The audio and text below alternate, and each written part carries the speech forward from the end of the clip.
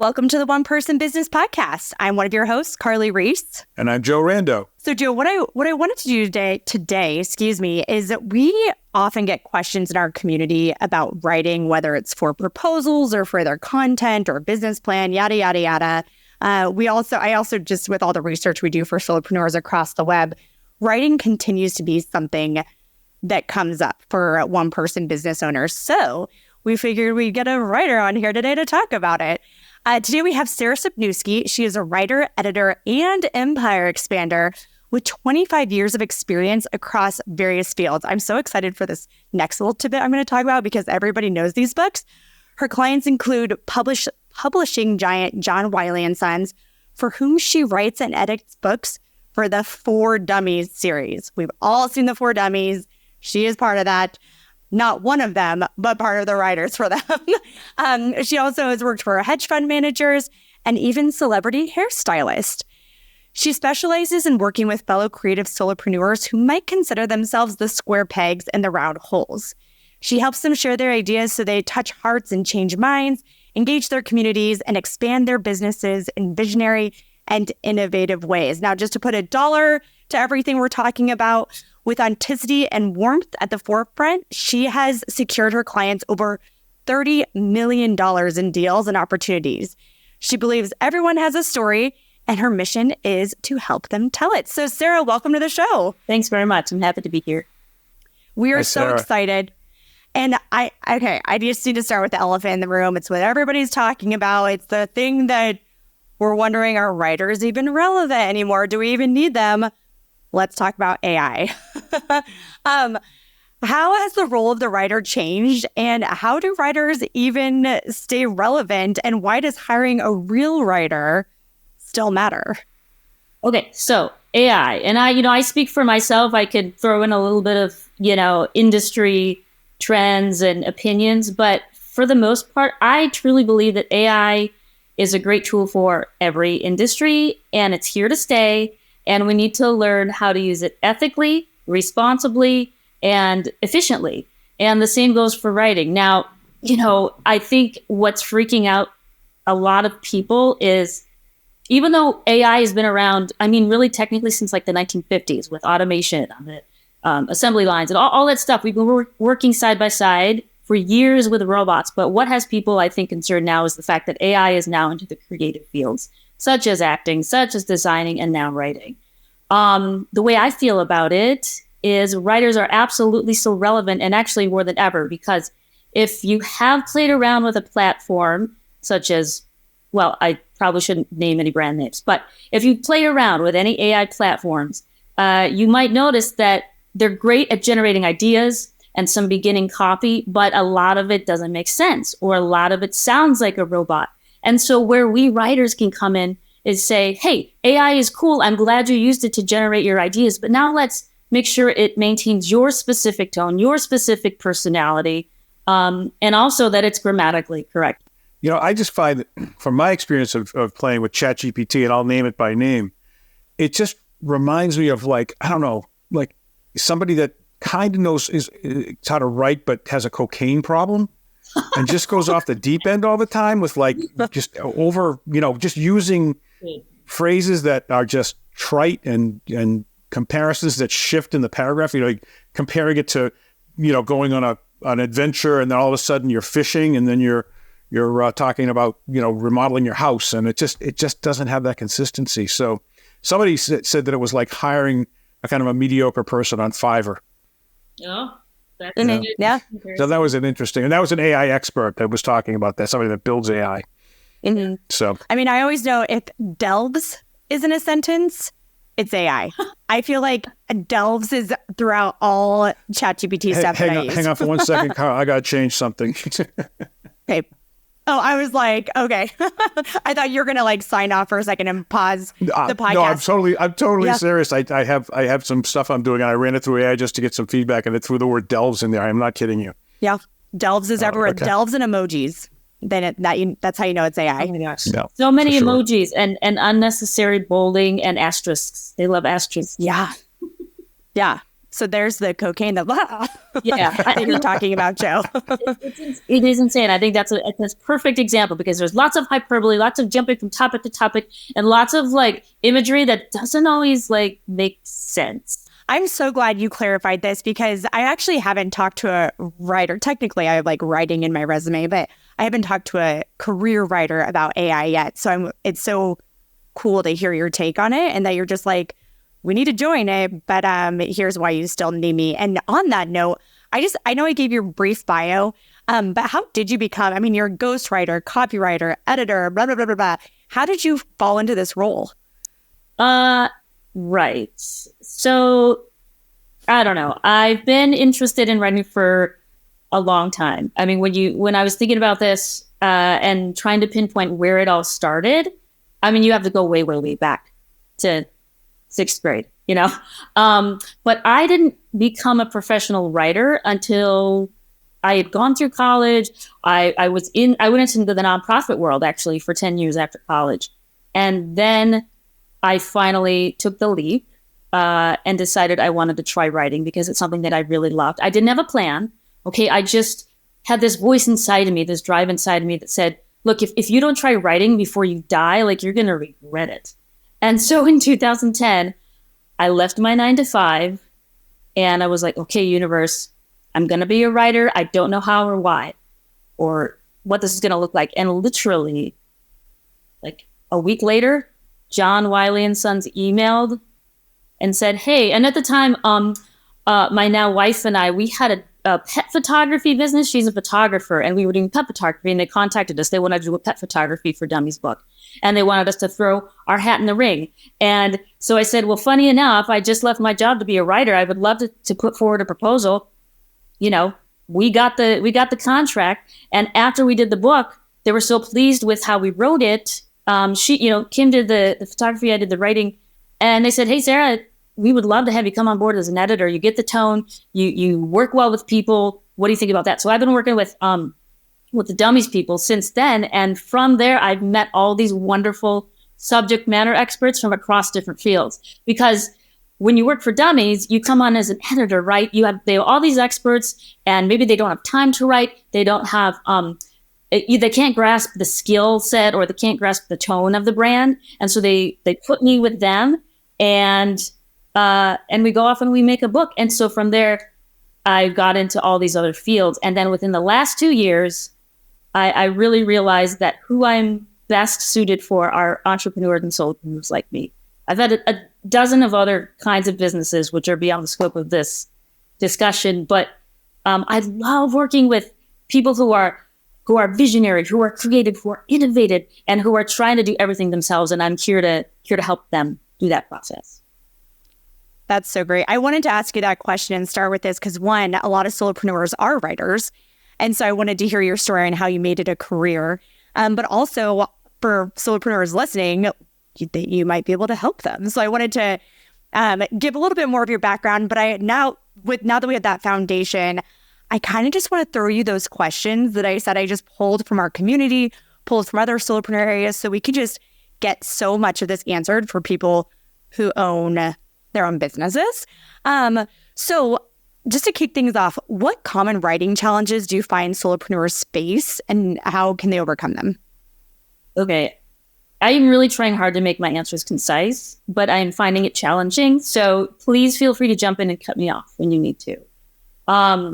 I think, honestly, the biggest obstacle that solopreneurs face in their writing is an emotional block. I think that people are great at writing. They have so much to say, but somewhere along the line, probably very early in their schooling, maybe in elementary school, somebody told them their writing was terrible. They didn't learn how to write properly. They didn't learn how to read. Somebody made fun of them for reading their writing out loud, and they carry that. And it's a bit of trauma, honestly. And so my first order of business with solopreneurs who are having problems writing is to say, look, you are brilliant. You have something to say, and what you say matters. And nobody else in the whole wide world has your perspective or your story. And so we're going to tell it, and it's worthy of telling. And you are enough the way you are.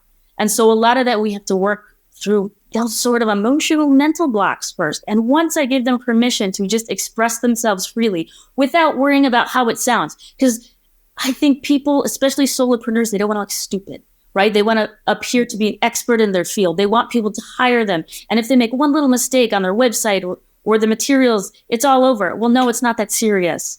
You know what that reminds me of, though? Like, we have a guy that we work with, George B. Thomas, and he helps the Solopreneur the Solopreneur Problem Solvers event that we do every 6 weeks. But he talks about being an authentic human. And if you look at George, he'll show up in a Marvel T-shirt. He was at Inbound, the HubSpot conference a couple weeks ago, hiding Marvel characters around the place and giving prizes to people that found them and took a picture with them. And just having a good time. Now, he's getting major companies to come to him to hire him to help them with their HubSpot implementations, but having a good old time.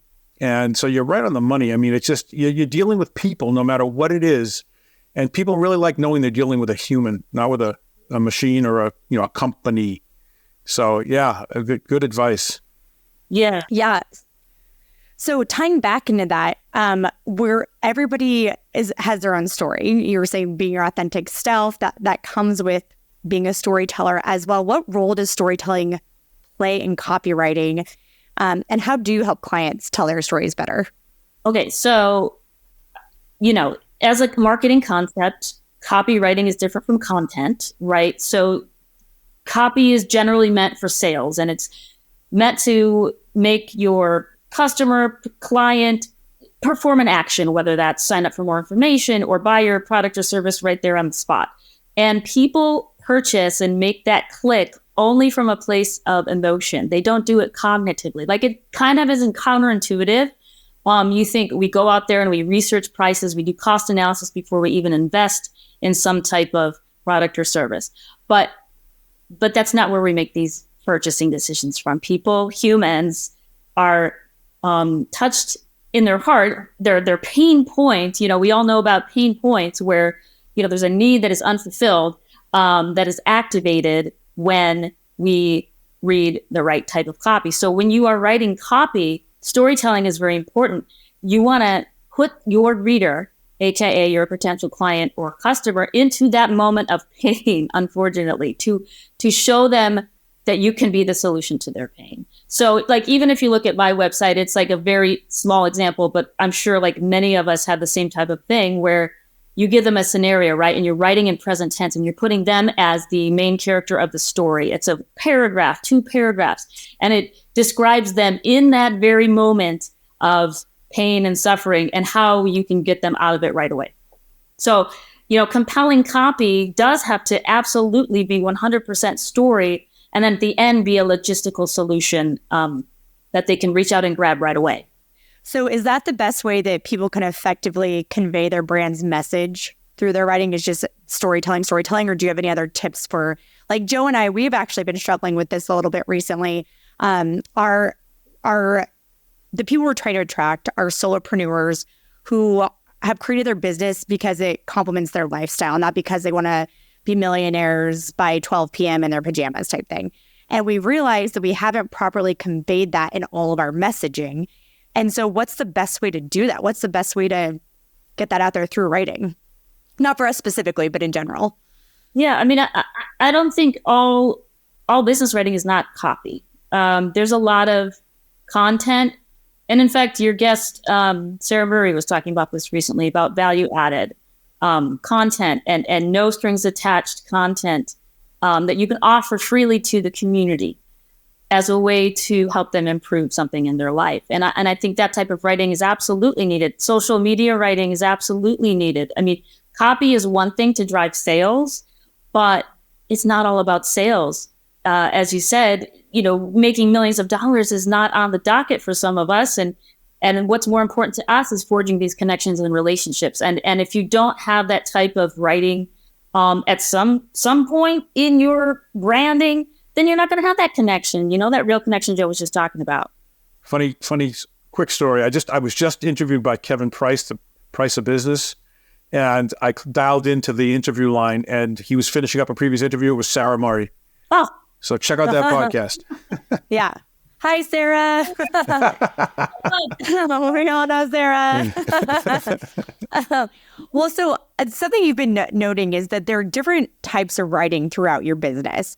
It's not all the same. And one question that people get or that we get are crafting a business pitch and a proposal, because as a solopreneur, that's on you. So is there anything you would recommend specifically for pitches and proposals that may not be relevant for your marketing or brand? Yeah, pitches and proposals are something totally different.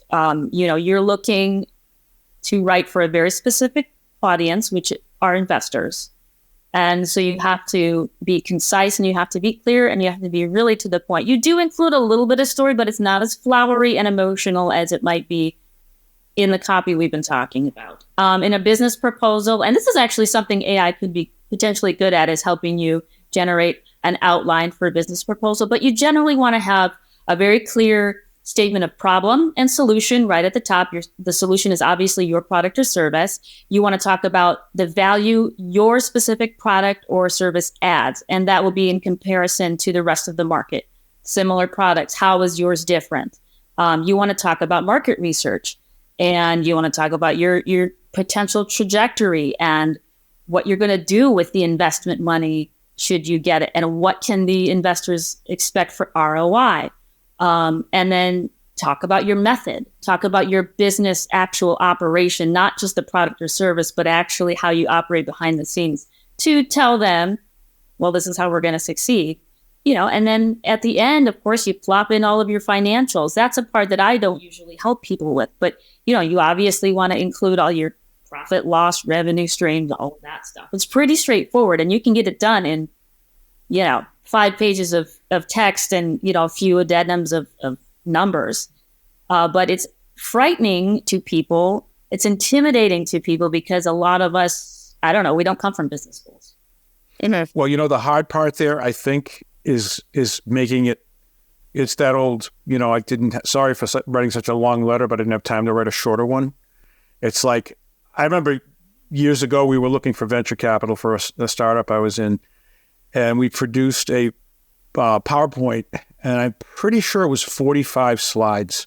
Yeah, didn't work. And I heard this rule from Guy Kawasaki, which was the 10-20-30 rule: 10 slides, 20 minutes, and 30-point font minimum. And nice. we were the I don't know what rule we followed, but it's really what you're pointing out is, it's just a few pages, keep it to the point and don't go into the weeds. So I know for a company I used to work for, we'd respond to RFPs. And I mean, our presentation, the printing and everything we'd have to go to. I don't know if it's the same now, but it's just like, keep it short, keep it sweet. I'm so glad you said that. It's true. And you think of it as like a cover letter for a resume. You might apply for a job somewhere in the 9-to-5 world. People don't have time to read a whole thing. They're just looking for key points enough to get them interested. And then you can tell them the rest of the story when you meet with them. That's all. Okay. Yep. Such a good point. Well, Sarah, my next few questions, I want to ask you some things for people that want to do the writing themselves for their business. And then I want to ask some things about hiring a writer and things people might need to know.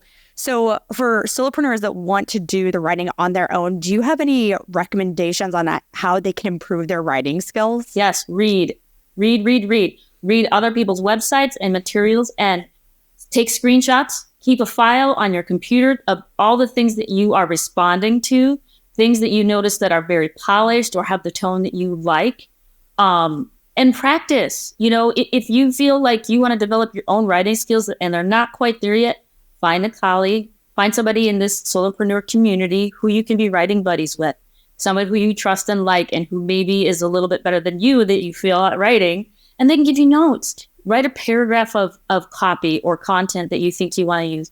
Have them look at it, give you a little feedback, and meet about it and try again. And that's something you can do for free. There's all kinds of free webinars out there. All you got to do is Google free writing seminar for entrepreneurs, and you'll come up with a bunch of stuff. I mean, you can pay for stuff, of course. You can go to places like Udemy and eCourse and all this stuff, and actually take courses if you are super serious about it. But a lot of times, you don't need a full course. You just need to keep exposing yourself to great writing and take out of your feed bad writing. I mean, you can cultivate what you're consuming, right? Like your emails, your social media streams. Only follow the people who sound good to you, who look good to you, who are getting the results you want to get. Surround yourself by the people who you want to step up to. I mean, that's what I do. Whenever I find somebody online, I'm like, ooh, follow, follow, follow. And I just watch and I read and see what works for them, and reinvent it for myself later on down the line if I need to. But question on this: what do you think of Grammarly? I like it. Okay, I don't use it personally. A lot of people use it, but I don't. But a lot of writers do, and a lot of writers use Hemingway. Hemingway's another great app. So I started using it yesterday, and writing an article, and I actually sent it to Carly to look at, and then I read it again, and I'm like, this is so boring. And it's got to do with, trying to keep it, I think they wanted it at 8th grade reading level. Yeah. But it does take away personality. Sometimes some expressions we use aren't necessarily perfect grammar, but they kind of make it ours. You know what I'm saying? That's one of the things that confuses me now about writing is it's like, I have ways that I speak, and I like to write with those patterns, and I get criticized, it appears, by Grammarly and even by Microsoft Word. That, that could be more concise or whatever. Yeah, because they're boring robots and they don't have a soul. So, it's absolutely true. Yet they don't have a soul yet. It's coming. No, and that's to our earlier point too. I mean, we can use all of these AI things, all of these websites, and in the end, we will have to keep our voice. And if you want to write against grammar rules, yes, I say yes. I write how I speak too. For myself, obviously for clients, I write how they speak. But that goes to our earlier point of making your brand your own, making your voice your own. And it's very important to be specific and authentic, because otherwise we're all just spitting out Grammarly lines of copy, and it is boring and it says nothing because it's trying to say everything. Well, so quick question. What role does speaking to or writing for SEO play in all of this? Because we have the way we speak, but then we also, for online platforms, we need to factor that in as well. It's true. The search engine optimization. Yeah, I know. I don't know. I have mixed feelings about SEO because I also think it's changing. Like, it's shifting. AI is shifting SEO value and behavior, because now we're all using the same phrases. So it's going to have problems ranking our copy. So yes, we still have to pay attention to SEO and try to work in these specific phrases. But I think it's going to become less and less of a priority in the next year or two even. Interesting. Yes. No, I just thought I'd shed light on that, since solopreneurs are also their marketers. So I thought I'd throw that in there. Well, so you were talking about courses and everything, but do you have any tools or resources that you find indispensable for work as an editor and writer that solopreneurs might be able to use? Yeah, I mean, they're not glamorous and they're not unique. I am very old school here. I keep it very simple. I use a lot of Googling because I do a lot of research of my own every time I'm assigned to a project, and it's always on a subject I don't have an expertise in. So I do a lot of Googling, and I was just writing a medical book. So I was on all kinds of sites, CDC, FDA, all the government health sites. But, I think there's no, it's so easy. You just open Google, you type in your question, and then you kind of go down the rabbit hole. And I also, I hate to bring it back to this, but AI, seriously, if you can get on ChatGPT and type in a preliminary idea, and it just spits out a little bit of something so that you can get your juices flowing, and you have a direction, that can be invaluable. That's what I often do when I'm like, okay, well, how do I start this one page, or how do I start this white paper? White paper about dogs, and then it just kind of gets me going. And we've already talked, we already talked about Grammarly and Hemingway, and those are all good. But I really think it comes down to whatever you're comfortable with using. Anything that's collaborative. If you're a person who is looking for writing help and you're working with someone else, use Google Doc, use Slack, use whatever feels right for you to work within. And I do caution people on trying to learn a new platform just to take on a writing project or something like that, it's just going to frustrate you. Use whatever you're comfortable with to start out with. And then once you feel better about your writing and editing, then you can move to something different. But if you're comfortable in Word, keep it in Word and track changes or whatever. Comfortable in Google Docs, keep it there. But, use what works. Or if you're Joe and I make edits in Google Docs. He makes them in Microsoft Word, and then we just go back and forth. That reminds me of a client who only does emails, and then the vendor only does calls. So they go back and forth. Like one calls the other, the other one responds on email. So it's really funny. Yep. Yeah, it works so far. I am most comfortable in Google. He's most comfortable in Microsoft. So I just download my Google and send it to him in Word. And vice versa. It works. It works. Well, so, okay, let's say people are like, oh, these are all great tips and everything, but I don't know if I have the time to do this and all that jazz. What advice do you have for solopreneurs who are hesitant to delegate their writing task to a professional? Yeah. So just first of all, tune in and make sure that you want to actually do it. Because if you're hesitant because you don't want to give up control, or you're afraid that they're going to, I don't know, you're afraid of something, then it may not be the right time. But if you're just wanting to give it a go and you just don't know if it's a good use of money, and resources, here's how you should do it. First of all, ask your network for referrals. Has anyone here been a writer, is a writer, or knows a writer who's done great things? That's where you want to start. Once you start there, then you can get a little list going. 2 or 3, don't get overwhelmed. Don't look at a list of 20 writers. 2 or 3 to start. And then read everything on their website. Get a sense of their voice, get a sense of their qualifications and experience, and see if they're jumping out at you. And then schedule a discovery call. Most writers, like solopreneurs of all types, they offer free discovery calls. So you can jump on a 15-minute call, 20-minute call, get a sense of each other and see how you might be a fit. Be sure to ask about their budget or their fee and to see if it fits in your budget. And then start small. If you want to go forward with a selected writer, give them one thing, not a whole website, one homepage or one paragraph. Give them your bio. That's always a nice little starter. Like, hey, I need to update my professional bio. Can you give it a go? And then just see.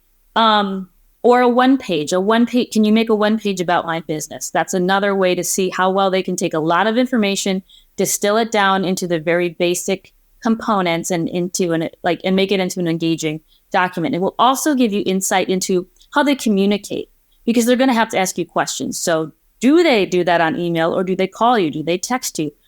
Is it 1 million questions, or is it like 5 questions? Do you find that they understand what you're trying to do within a couple of tries, or does it take more like 10 tries? So these are really good ways to get insight into how they work. And then once you have the final document, you kind of weigh out, well, how long did this take? But you do have to keep in mind that it's a first go, and first goes are always going to take so much longer than any work you do together in the future. So if you liked how they worked, if you respect them, if they respect you, if you have a good rapport, I would stick with them and give them another assignment that's slightly longer and maybe something different. Well, and just to prove your point, like how beneficial writers can be if you bring them on, do you have an example of, like, let's say your writing services and how they've directly contributed to the success of one of your clients? Yeah, for sure. So one of the signature things I offer, which this just random, I didn't set out to do this, but I have a specifically for real estate developers, I can put together their executive overview so that they can take it to their investors and pitch.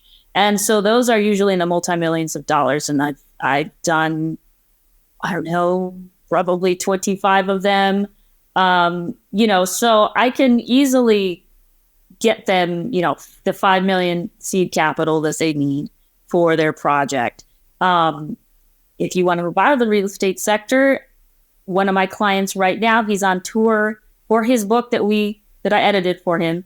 And it's going to go beyond the book. Like, everyone's loving this book. And from this book is going to create a whole different brand that he didn't even realize was in him before this book. And so what I did was I helped him put together a sponsorship package for this tour. And from that sponsorship package, he was able to secure partnerships, corporate sponsorships that will be with him probably for the rest of his professional career as they develop this next stage of offerings together as like a unit, which is very exciting for him. That's going to be millions in cash, but more than that, invaluable reputation and invaluable community building. And how can you put a price on living who you were supposed to be? Like, he has found his purpose in life, and you can't put a price on that. And that is the kind of stuff like that keeps me like going, you know. And AI can't do that. So boom. Well, Sarah, this has been so great. And I feel like I have learned so much throughout this. I mean, I have written in the past. I've been a ghostwriter in the past. Nice. I do marketing now. And it's just fun to talk to somebody else about it and get your take. And you spend your career helping other people find success through your writing. So we have to ask you, what is your favorite quote about success? Yes. Okay. So this took me some time because I love quotes. I don't really have an overall favorite one for my lifetime, but I did find one that spoke to me like for the right now. And this is by Ralph Waldo Emerson. And it's, to be yourself in a world that is constantly trying to make you something else is the greatest accomplishment. Oh, I love that. Right? I think selfishly, Joe, we keep this question on our question list for guests because I just like to learn new quotes. And I really, really like that one. So thank you. Speaking of writing, Carly wrote a quote book of famous quotes about business and success and actionable items you can do based on the quote. Oh, that's super cool. So that's on our website, and it's free. And we'll link it in the show notes. Yes. Shameless plug. Thank you, Joe. Well, Sarah, you sound like you know what you're doing and you know what you're talking about. So if people want to learn more about you, hire you, all that jazz, where can they find you? You can find me at theempireexpander.com. There's a lot of double E's in that. Don't be afraid of them. Spell it out like it sounds, theempireexpander.com. You can also find me in the Solopreneur Community Facebook group. I just joined like a week ago, and I'm getting in the mix with everybody. And so you can always hit me up there. And I just love collaboration and I love community. And I think there's so much we can all do together. There's like an incredible synergy that can happen. So you can shoot me a DM. You can also email me, sarahsypniewski@gmail.com. Anybody in this community is welcome. Let's make it happen together. Joe, we didn't even have to do a shameless plug with the community. She just did it for us. So thanks for that. This has been so fun. Please do not be a stranger. Well, you're not because you're in the community. But I'm sure, say a year from now, maybe even less, writing may have changed and the landscape may have changed. So we may have you back on again. Yeah, it's going to be exciting. That's for sure. Awesome. Well, thank you so much for coming on today. Thanks, Sarah. This is great. And listeners, we appreciate you tuning in, and we will catch you next week on the next episode of the One Person Business Podcast. See you soon. Bye-bye.